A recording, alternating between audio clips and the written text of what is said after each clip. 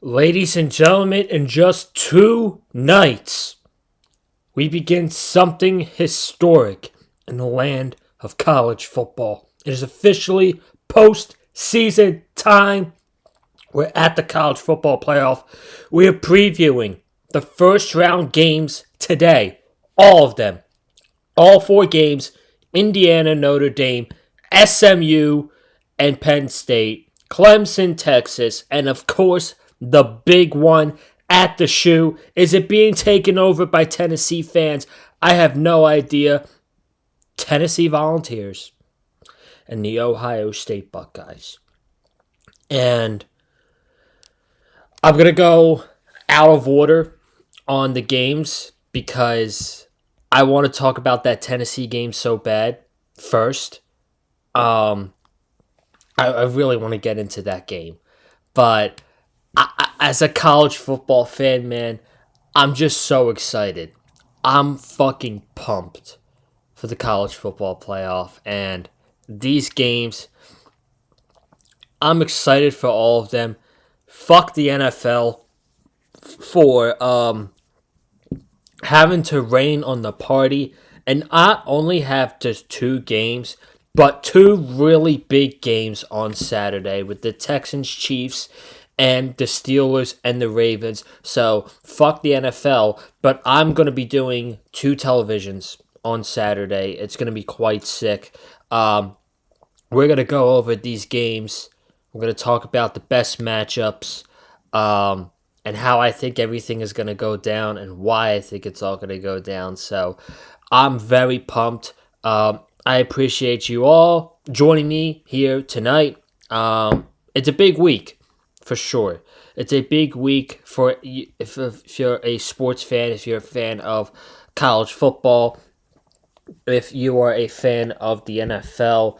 Right now, it's not a good time being a Miami Dolphin fan right now.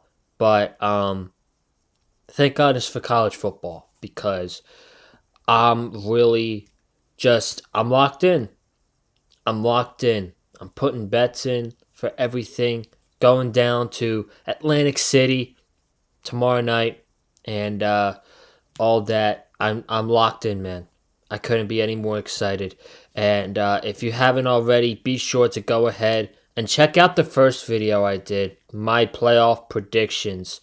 So we're gonna do playoff predictions. We did that on Monday night, and go ahead check that out. It'll be up in the last 20 seconds of this video. All you gotta do when it pops up is click on it. It will appear again on the last 20 seconds. All you gotta do is click on it, and it'll take you right to the video. But of course, don't do that until um, don't do that until you've watched the entirety of this video. Okay, so let's get into it. I want to go out of order on this one. And I'm going to start with Tennessee and Ohio State.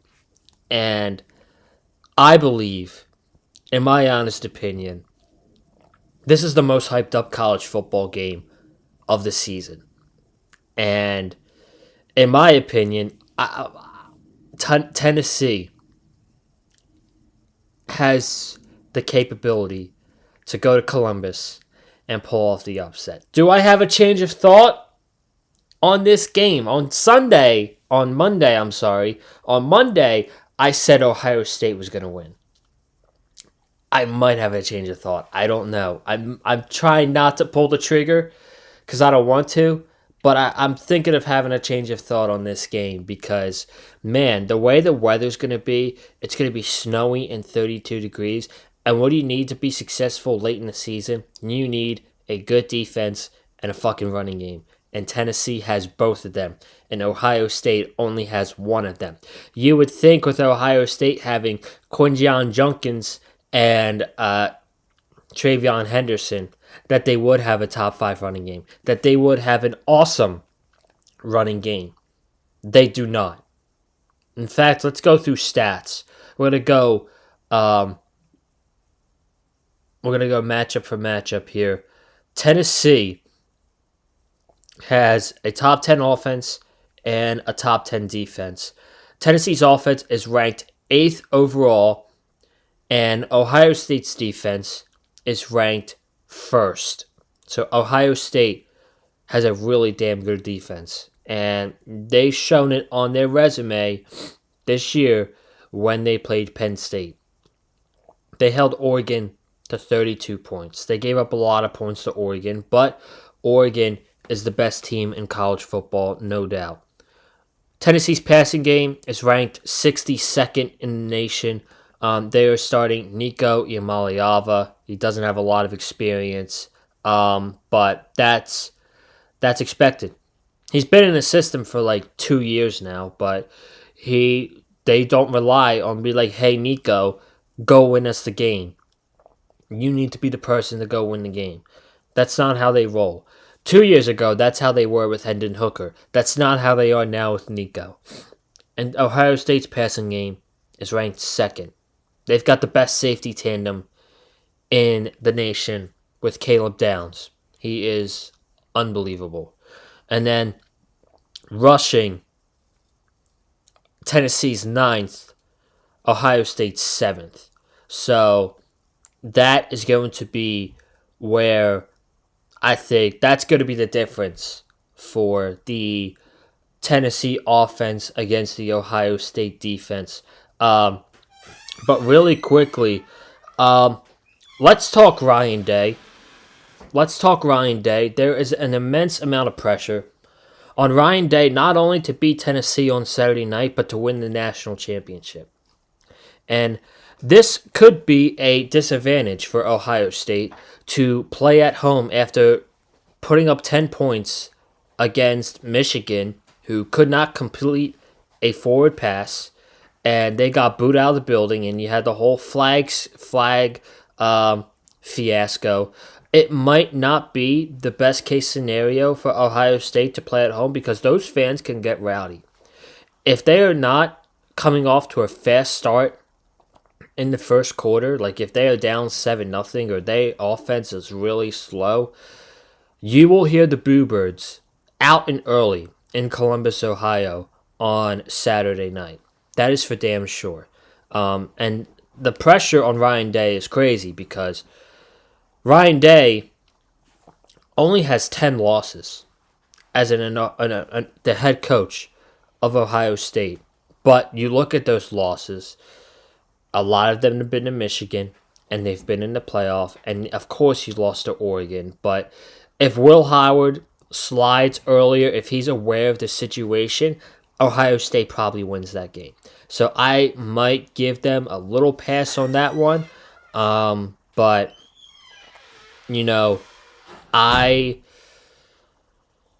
I think it's crazy the amount of pressure that's on Ryan Day. And I think if Ohio State loses, justifiably, he's getting fired, as he should, because he can't win the big games. But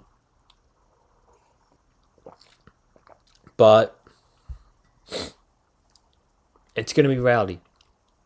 And I think now, with the Tennessee offense, the way this weather is going to shape up, obviously you have to get Dylan Sampson going. I think Dylan Sampson, for this entire game, I think Dylan Sampson is the key to Tennessee's success because he's one of the best running backs in college football. He is the best running back in the SEC.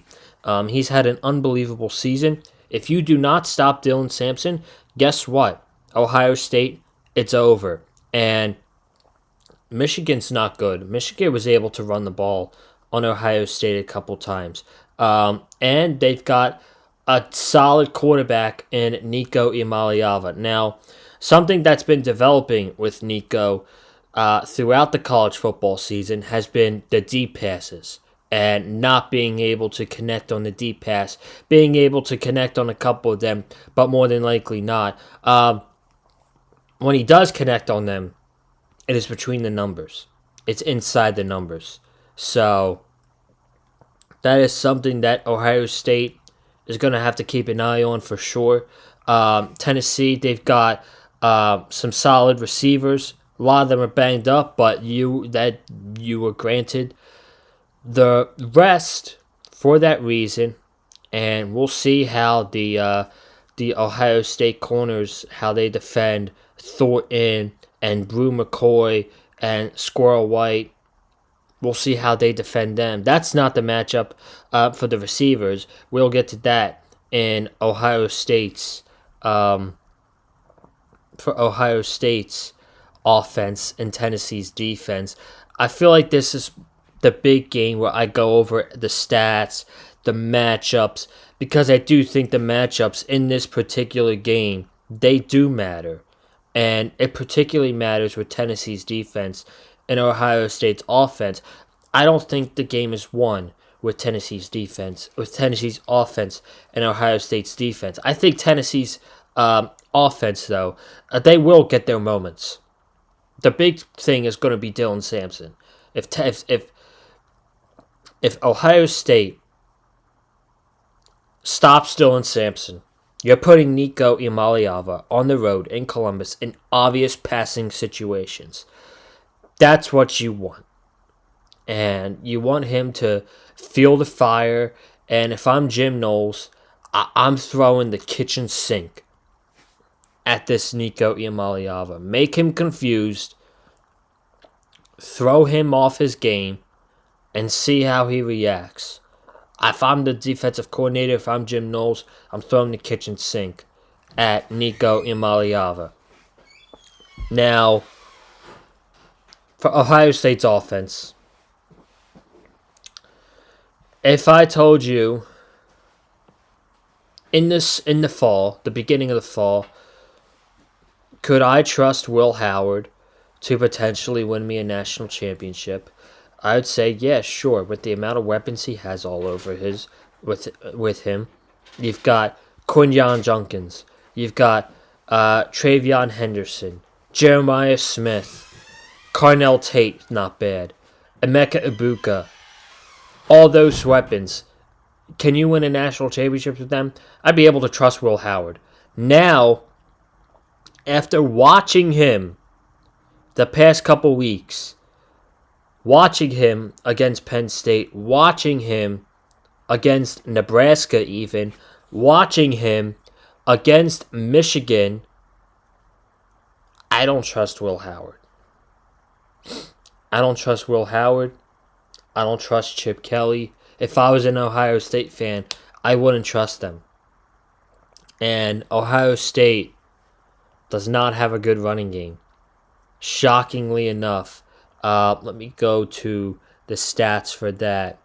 Okay, so we'll break this down. Tennessee's defense is ranked 4th. Tennessee has a top 5 defense easily in college football. They might have the best defense in college football. Ohio State is a 36th ranked offense in college football. Tennessee's passing defense is ranked 17th. Ohio State's passing offense is ranked 38th. Tennessee's rushing defense is ranked 8th. And Ohio State's rushing offense is ranked 59th in the nation. So, you're thinking to yourself, okay, it's going to be freezing cold in Columbus. It's going to be in the 20s. This favors Ohio State. I'm starting to think it favors Tennessee. Because I do think Tennessee is going to be able to stop the run. I do think Tennessee is going to be able to stop Junkins. And I do think Tennessee is going to be able to stop Travion Henderson. They haven't shown that they've been able to run the football. And their game plan for Michigan was, we are going to outbully you, and we are going to show that we're tougher than you, running the football up the middle. And it didn't work. It didn't work. Will Howard had to throw the ball. Will Howard played terrible in that game. We all know how that went. We all know how that game went against Michigan. And to be successful in the playoff, you got to have a good running game and a good defense. Tennessee checks the box for both. But now you look at Ohio State's receivers. Ohio State has the best receiving core in college football. You have Jeremiah Smith, Carnell Tate, Emeka Ibuka. That is the best wide receiver core in college football, in my honest opinion. It's going to be very hard to stop them. Tennessee does have a top corner that has been unbelievable for them this year. He's Jermon McCoy. He is a sophomore. Next year, not this year, but next year, he's going to be in the NFL draft. He will be a first-round pick, in my honest opinion, no doubt about it. He's going to be a first-round pick. So it's going to be interesting to see where he lines up and who he's lined up against. I was reading an article about this game, and it did say that Tennessee corners kind of do struggle in the slot a little bit, and most of the time Emeka Ibuka is in the slot. So it could be a good game for Emeka Ibuka going up against the Tennessee Volunteers, putting him in the slot and just letting him do his thing. But I am worried about Ohio State's offensive line. I am. Tennessee's pass rush is dangerous. James Pierce is unbelievable. He might be one of the best defensive linemen, if not the best, in college football. And Ohio State's offensive line is really banged up. It's banged up. It's hurting. I think it could struggle against Tennessee. And Tennessee being able to get pressure at Will Howard. So, how do I see this game going? I want to do it. I think I told you guys already, I think the weather's going to favor Tennessee more. But I think in times like this, desperate times, they call for desperate measures. And when you're desperate, you do things that you don't normally do in the regular season. And coming off an embarrassing loss at home to Michigan, Ohio State is going to be really desperate. And I think they'll find a way to win it in the fourth quarter. I do think it's going to be a struggle in the first half. Heck, they might be losing going into halftime. But I do think they pull out. They start creeping in the third quarter. And in the fourth quarter, they'll find a way to win.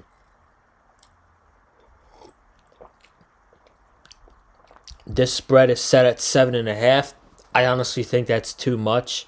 I think this game is won between 3 to 6 points for Ohio State. So I will take the Buckeyes to win at home. And I do think that Tennessee's going to keep it really tight. It's going to get scary at some points. And Ohio State fans could be shitting bricks, but at the same time, it might be a totally different game. But I'm going to take Ohio State in a very close game, but Tennessee's going to cover. So now, I want to get that game over first. Let's go to the first game. The first ever college football playoff game in this new format, Indiana and Notre Dame. I read something on Twitter where it's like for the first time since 1990, ESPN's going to be producing a game from Notre Dame Stadium. I did not know that. That is very cool. That's very cool. It's going to be a heck of an environment. I might not be shocked if there's some Indiana fans. In fact, I probably know there's going to be. That are at this game. Spread set at 7.5. Over under is set at 52. And it's a night game, so it's going to be freezing. It's set to be 23 degrees in South Bend, Indiana. The thing about Notre Dame with me is, yes, I know that they have a top 5, they have a top 10 defense, and their defense is really good. Riley Leonard's really good with his legs. They have a good running game with Jeremiah Love. I know that. But people say this all the time about Indiana, about how much of a terrible schedule they had, and it's why they're in this situation. We need to bring up the same thing about Notre Dame. And I know Notre Dame is not in a conference. Notre Dame should be in a conference sooner rather than later. But Notre Dame, they had a tough game. Week 1 against Texas A&M. They won that game. I commend them for that. Great game. But outside of that, they lost to fucking Northern Illinois at home. They scored 14 points against them. And then this has been their schedule, the remaining games of the season. This is who they played. They played Purdue, Miami, Ohio, Louisville, which at the time, that was a good game. 16th ranked Notre Dame versus 15th ranked Louisville. At the time, that was a good game. Stanford, Georgia Tech with a backup quarterback, Navy, Florida State, Virginia, Army, and USC with a backup quarterback. So that is a very, very favorable schedule for Notre Dame. And yeah, they might have gotten shit out of luck with this matchup against Indiana. Who knows? But even if they beat Indiana on Friday night, they're going to lose in the next round to Georgia. They will lose to the Georgia Bulldogs.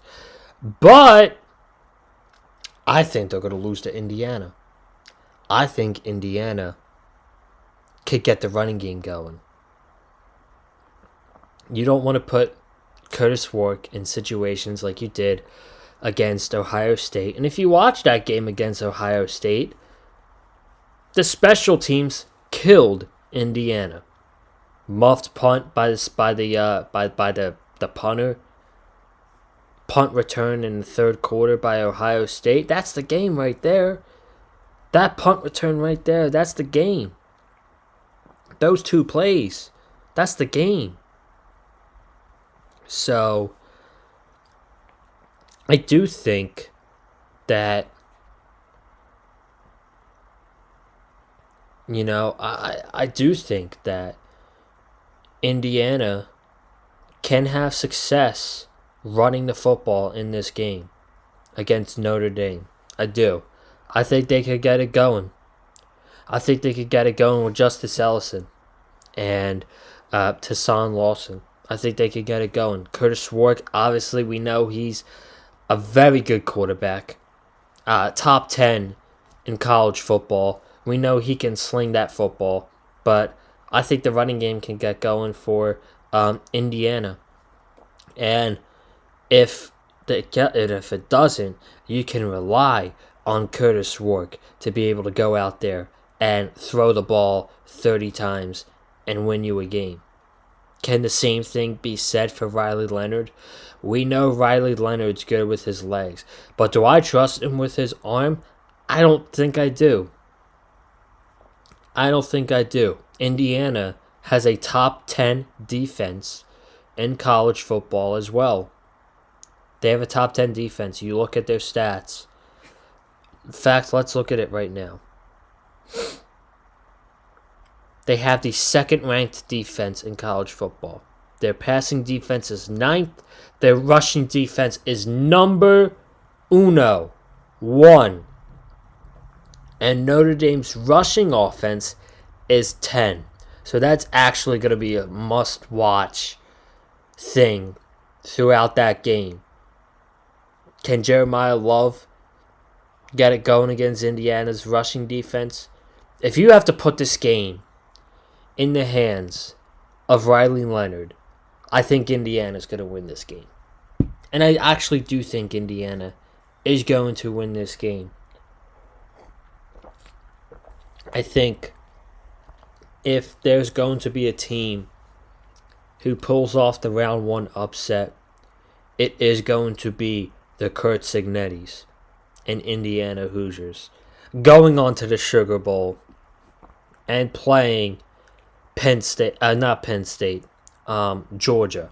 That's who they would play in the Sugar Bowl.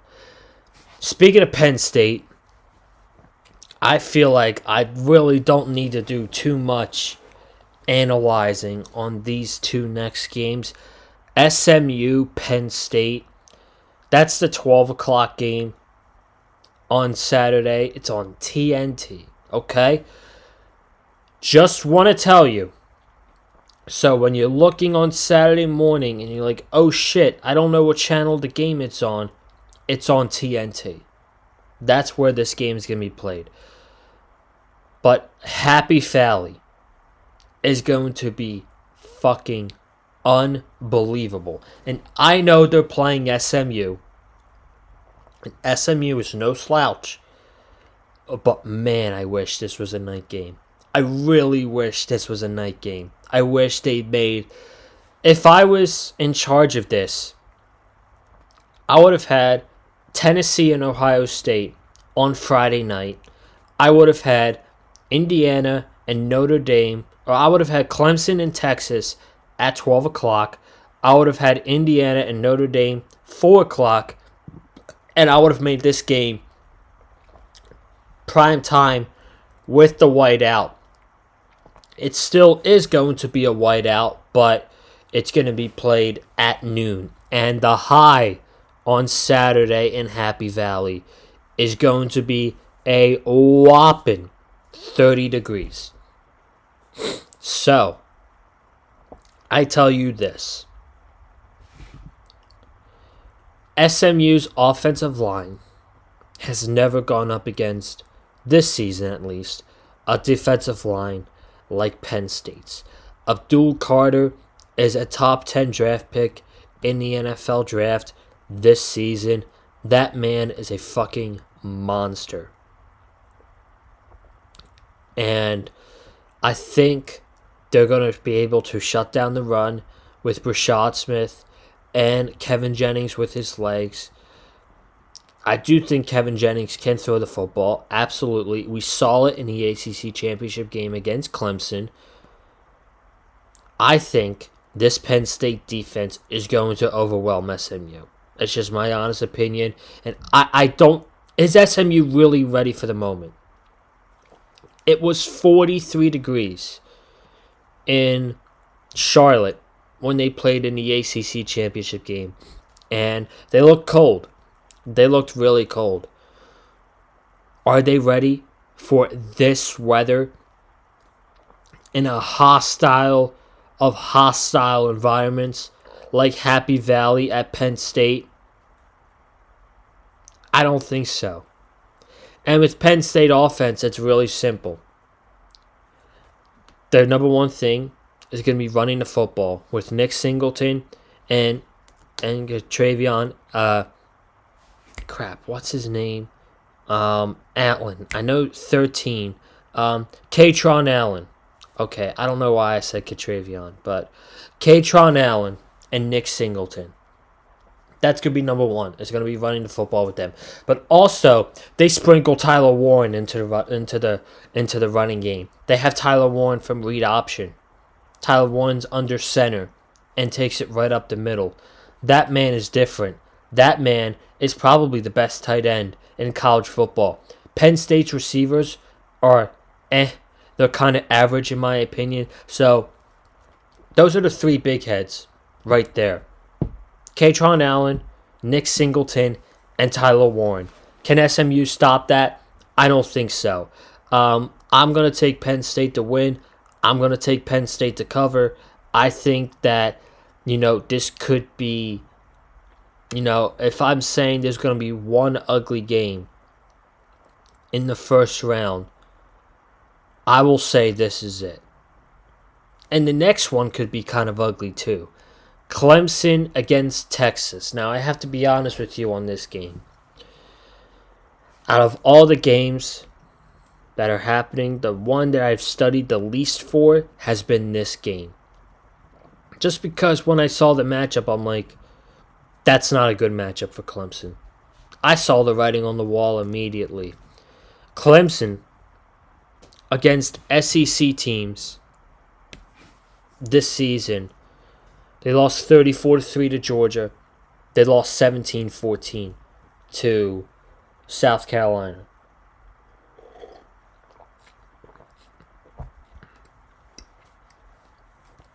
And I think Texas, after the SEC championship game, losing in that fashion to Georgia, I think, again, this is like the Tennessee-Ohio State game. Desperate times call for desperate measures. And right now, the Texas Longhorns are desperate. Yes, they are going to be 12-point favorites at home against the ACC champion, but Quinn Ewers has to perform. And Quinn Ewers has to shine because we know next year the switch, the guy is going to be Arch Manning. Arch Manning is the guy next year at quarterback for Steve Sarkisian. If Quinn Ewers is not performing early, I think Sark can pull the plug pretty early. And we've be able to see Texas run the football before with Wisner, with Blue. We could see that again. So I will take Texas to win this game. I'm not sure if I'm going to take them to cover, but I kind of do like the over in this game. The weather is not going to be an impact. It is going to be in the 60s, actually, and the over-under is 51. So I kind of like that one for this game. But that's it. That's it, folks. That's your preview for the first round games. Very, very excited, especially for the Indiana-Notre Dame game and the Tennessee-Ohio State game. Those two games are going to be fucking bangers. I can't wait. I will see you guys in the next video, Saturday night, talking about all of the first round playoff games. Moving on to the second round on New Year's Eve and New Year's Day. Have a good night. Stay safe. And as always, subscribe to the channel. Comment down below your thoughts. Who's going to win in the first round of the college football playoff? Hit the like button if you like what you heard from me. Follow me on Twitter, Colin_Joseph. I'm going to be tweeting during all of these college games. All of them this weekend. Can't fucking wait. I'll see you Saturday night. Have a good one. Stay safe. And as always, stay classy. And I'm out. Peace!